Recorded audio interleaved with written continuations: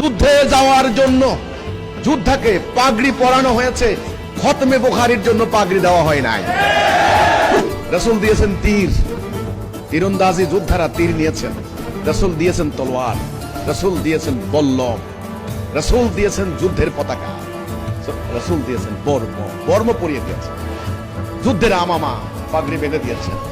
আপনারা বুখারী খতমে বুখারীতে পাগড়ি পরান। আমি তো ইতিহাসে দেখি না খতমে বুখারীতে রাসূলুল্লাহ পাগড়ি পরিয়ে দিয়েছেন। আমি দেখি রাসূলুল্লাহ সাল্লাল্লাহু আলাইহি সাল্লাম উসামা ইবনে যায়েদের নাম ধরে ডাক দিলেন। রাসূল বুঝতে পারলেন তিনি আল্লাহর কাছে চলে যাবেন, বলেন উসামা বাইর হও।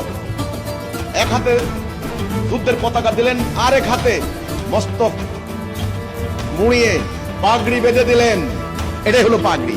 ওই যে নজরুল যেটা বললেন, বাদরে আমামা বাজিছে দামামা শির উঁচু করে মুসলমান। যুদ্ধে যাওয়ার জন্য